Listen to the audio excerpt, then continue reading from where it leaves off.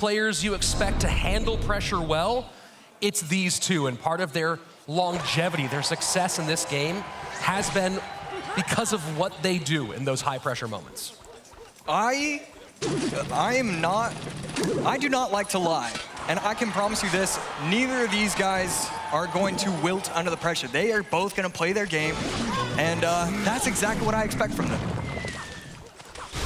So Mortar for Ruben with the Valkyrie. We saw, I believe it was him running some Mortar Valk earlier in the day.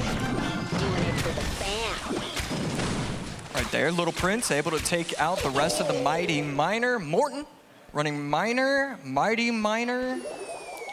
Royal Delivery, still not exactly sure what he's going to be doing. Could be a quick cycle with wall breakers. Ruben, 0 elixir right there, but a pretty decent push coming down the lane.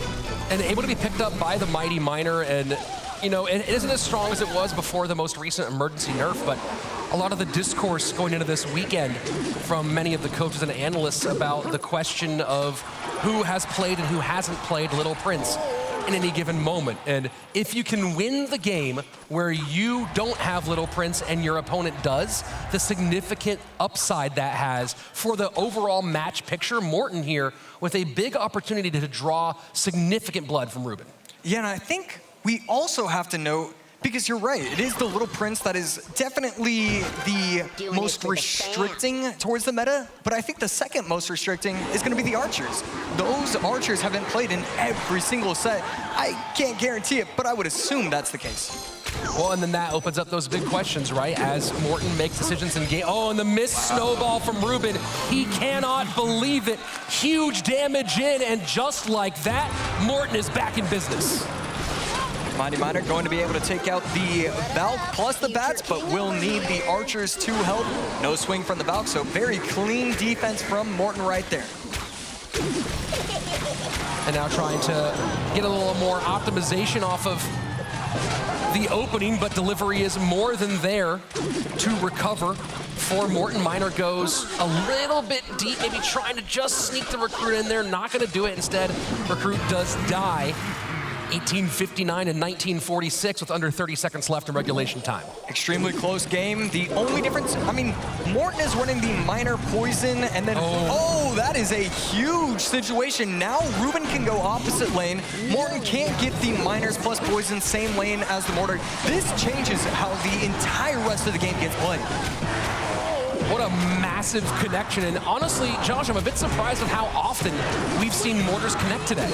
Yeah, it doesn't often happen right there. The Mortar evolution going to take out one of the archers, going to almost take out the second one, and there you go. This is a very solid push. Ruben defends the right lane quite nicely, and he still has a half health Mortar left in play. But look at the damage on the right-hand side, Josh. 1409 on Ruben's tower, so a pretty big gap opening up.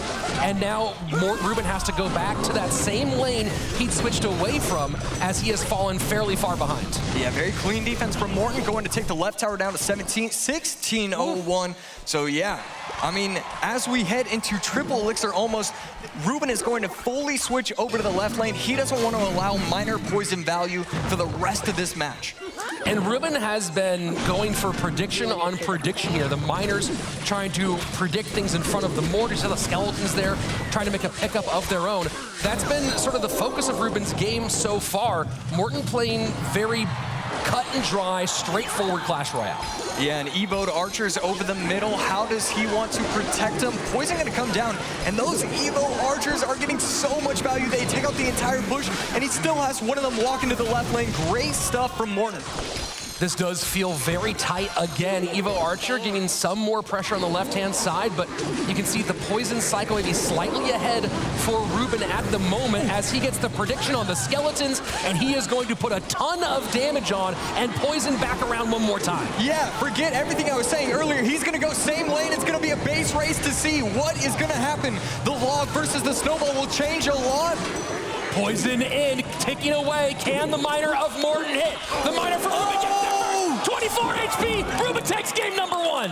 Ruben going same lane, forgetting the left lane damage, just going all in. Prince out for Ruben here. That does open up some options for Morten, as he does not have to worry about overspending to take That annoying little fella off the board.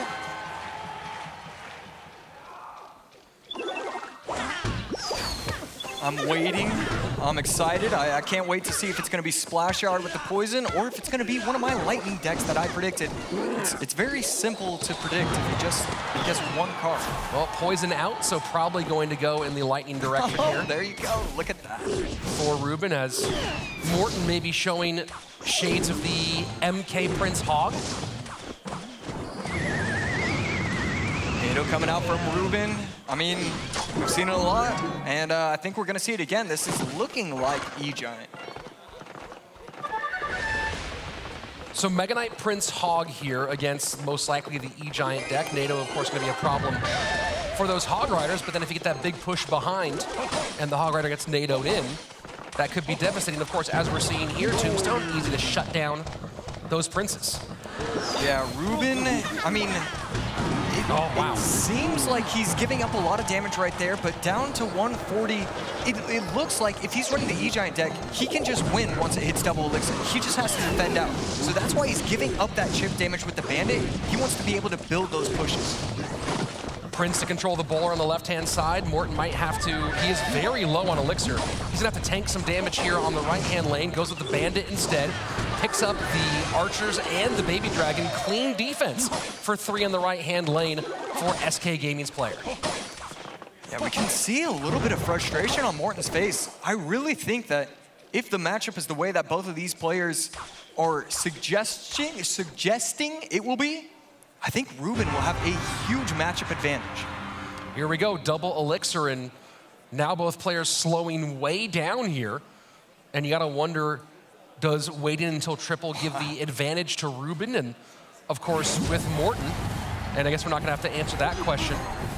Morten wants to react to this E-Giant as he does here. Wow, it's very rare where we see players just leaking elixir once double elixir happens, but it makes sense. You have the MK, it's hard for you to defend against these E-Giant pushes, and you want to be able to set up the correct pushes. Baby Dragon will take out the Hog. It's going to get several shots, but that's okay. You have your pushes starting. This is what you want if you're Ruben. Yes, you're giving up a lot of damage, but this is where you start to give damage on his end. So 1,200 HP or about 1,100 HP at the difference right now. Bandit and Mega Knight. You see Morten having to ignore the Evolved Archer on the left-hand side, and at the moment can't get to the Evolved Archer on the right-hand side. Firecracker finally comes with the Mega Knight. Boulder working against that Bandit. Tombstone on the left-hand lane. Firecracker doesn't get through, no, but the Hog Rider gonna get maybe 2 here, and just gets the 1. 14-01 either way. Still 1,000 HP lead for Morten. Yeah, Morten doing a great job. And, you know, now I have to take a look at the deck and see why he's actually finding success. And that's because most of the time it's going to be Mega Knight, Miner, Wall Breakers. Instead, this Hog is creating havoc. Last time he almost got multiple shots. Archers are the only card in cycle. This Hog creates a lot more problems that the Wall Breaker Mega Knight version does not create. And an excellent Prince there by Morten to defend. Ruben not finding a way to get into the second level. Finally goes E-Giant into his weak hand side, which is also where he has the most damage. E-Giant going same lane. Should not have the Firecracker. And there we go. Actually, the Firecracker Evo being used, so that's interesting as well. Lightning for that Evo'd Firecracker. Hog on the right-hand side with minions behind. Evolved Archers out for Ruben. Prince trying to work against the Electro Giant left-hand lane. Damage though on the right-hand side does give Ruben the lead in both lanes with 50 seconds left. Baby Dragon not going to cross the bridge, so going to be able to defend this fairly easily. And right there, the E-Giant coming out just a tad bit too early. Hog plus Bandit, he's not going to choose to NATO to the King Tower, so will the Archers be able to take it out in time? It does, and that's going to be a lead for Ruben, finally, with 30 seconds left in OT. 1296 to 1401. Hog to the right-hand side. Bowler will defend. Mega Knight does it leap. Mega Knight almost connects, just barely doesn't, and that could be a turning point here. 18 seconds left, and Morten does not have a lot of spell power to go against this lightning. Yeah, right there. Double Baby Dragons up. The minions are going to do nothing. The Hog is going to go to the Tombstone. 979 to 1401. This is going to be Ruben taking out Morten. Oh my! Of all the things you could expect on day number 1, the last thing, and you can even see Ruben, either a big sigh of relief mixed with maybe a sigh of disappointment that one of his greatest rivals out on the very first day, but it is Ruben, 2020 world champion with Team Queso, the MVP of that season, proving, despite maybe some criticisms of the last couple of years, that he is still at that world-class level.